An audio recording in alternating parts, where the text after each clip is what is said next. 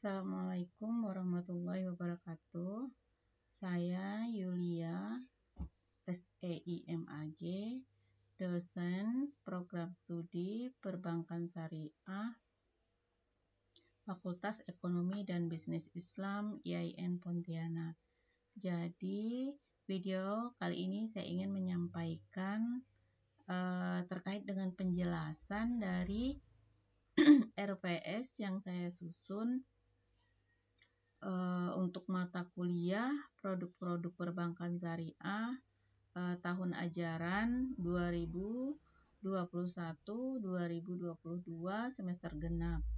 Nah, mata kuliah ini saya ampuh untuk 5 kelas, semester 6 kelas A, B, C, D, E.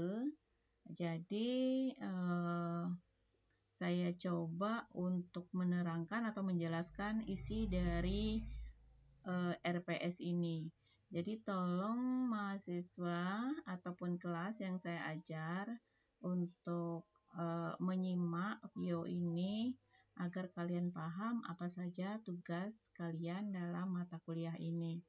Nah, untuk RPS saya share di e-learning itu di bagian materi pertemuan pertama. Kalian bisa buka di sana nanti terkait dengan capaian pembelajaran lulusan atau CPL dari prodi.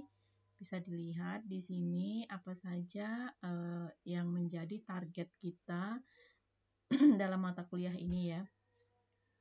CPL-nya apa saja, kemudian CPMK-nya ataupun capaian pembelajaran mata kuliahnya apa saja, kalian bisa cek di sini karena sudah saya share untuk RPS-nya. Nah, ini daftar rujukan, kalian juga bisa pakai buku-buku ini dan kalian juga bisa tambah ya dengan referensi yang lain yang memang ada hubungannya dengan materi perkuliahan kita untuk mata kuliah ini. Nah, bebas saja untuk referensi, yang penting ya ada materi atau pembahasan yang menyangkut dari berbagai tema dari mata kuliah ini. Nah, ini saya sudah buatkan dari pertemuan pertama sampai pertemuan terakhir, pertemuan ke-16. Nah, pertemuan 16. Nah, apa saja materinya mungkin di bawah juga udah saya rangkum apa saja materi pertemuannya. Nah, ini komposisi penilaian. Untuk penilaian kehadiran itu nilainya atau presentasinya 10%.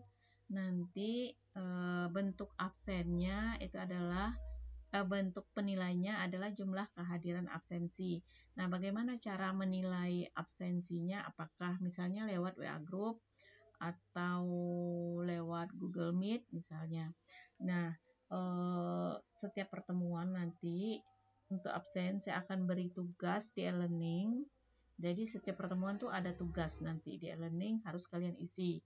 Nah, tugasnya itu tugas yang ringan, maksudnya hanya evaluasi terkait dengan materi pada hari tersebut. Nah, jika kalian mengisi tugas tersebut, maka kalian dianggap hadir. Tapi kalau kalian tidak mengisinya, secara otomatis kalian tidak absen pada hari itu, walaupun kalian misalnya hadir atau apa. Tapi karena penilaian kehadiran itu dilihat dari kalian mengisi tugas, maka dari situlah nanti dasar penilaian absennya. Ya, tugasnya tidak berat kok, ringan.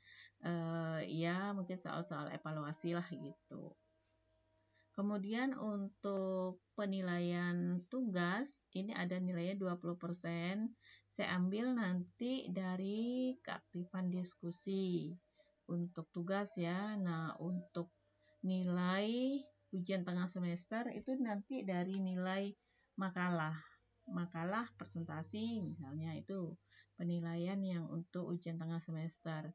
Sedangkan ujian akhir semester itu nanti soal yang akan saya sampaikan pada saat pertemuan ke-16-nya atau pada saat UAS-nya Nah, di situ akan saya sampaikan soal-soal, kalian ngisi, maka penilaiannya ya dari hasil kalian mengisi soal-soal tersebut. Nah, ini ketentuan tugasnya untuk makalah tadi. Ini ketentuannya. Jadi karena kalian udah semester 6 nih, udah semester atas, sebentar lagi kalian akan menyusun skripsi. Jadi untuk rujukan referensinya saya buat minimal rujukan. Itu bisa dari buku, sumbernya jurnal, skripsi, tesis, dan disertasi. Jadi tidak seperti misalnya ketentuan saya menyusun makalah buat untuk semester 3 ya. Kalian kan udah semester 6. Jadi ini referensinya ya memang harus banyak gitu. Harus bacaan kalian memang harus banyak.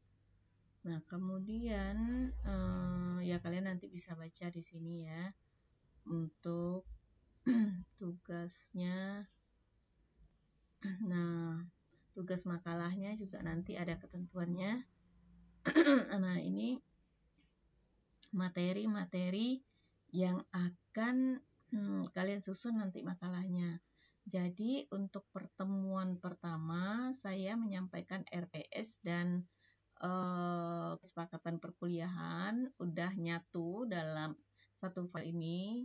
Kemudian ini materi yang saya rangkum ada di sini ada 13 materi ya. Nah, materi yang pertemuan pertama itu kan penyampaian RPS, kemudian kontrak kuliah, materi secara umum, masuk capaian perkuliahan dan segala macam. Kemudian materi yang keduanya, materi pertemuan kedua maksudnya. Nah, itu tentang pengantar perbankan syariah. Di sini saya yang akan menyampaikan materi yang nomor 1 ini. Nah, untuk teori pengantarnya saya dulu yang akan sampaikan itu minggu depan, minggu pertemuan keduanya. Nah, minggu pertemuan ketiga tentang produk bank syariah. Ini mulai kalian diskusi itu di materi yang kedua, ketiga, 4, dan seterusnya. Jadi karena jumlahnya ada 13 dikurangi 1 yang saya sampaikan di awal. Nah, ada 12 materi yang kan harus bagi untuk kalian presentasikan pertemuan berikutnya. Ya. Nah, tugasnya tidak kelompok, bukan kelompok. Tugasnya adalah tugas individu, tapi nanti presentasi kalian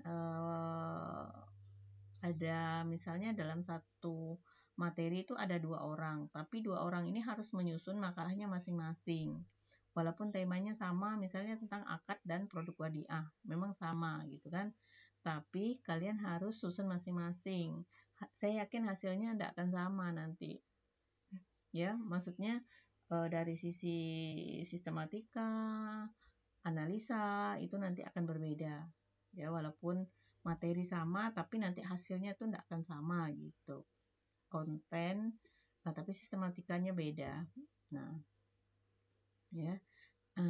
Ada yang bertanya, Bu, bagaimana cara penyampaian, pembagian tugas pada saat penyampaian? Kan ini masing-masing makalahnya. Ya, kalian bisa bagi misalnya untuk materi tentang produk bank syariah. Seandainya ada 3 orang di satu tema ini, maka ya kalian bagi untuk tema yang pertama, produk pendanaan. Nah, itu si A. Kemudian materi yang kedua, produk pembiayaan si B. Yang ketiga si C. Seandainya 2 orang, gimana satu kelompok materi ada 3 ya kalian bisa tambah, kalian bisa kurang, kalian bisa ya 1 orang dapat 2, 1 seperti itu gitu. Ya pandai-pandai kalian bagi.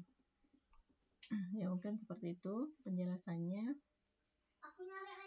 Itu saja. Nanti ini kontrak perkuliahan. Nah, untuk kontrak perkuliahan ini sebetulnya ini bisa kita sepakati secara bersama. Ini draft yang akan saya sampaikan dulu, tapi seandainya kalian misalnya tidak sepakat ataupun tidak setuju dengan draft yang sudah saya buat, saya susun, kalian bisa ngajukan kembali untuk kita sepakati bersama. Baik, mungkin itu saja untuk penjelasan RPS ini. Sekian, terima kasih. Assalamualaikum warahmatullahi wabarakatuh.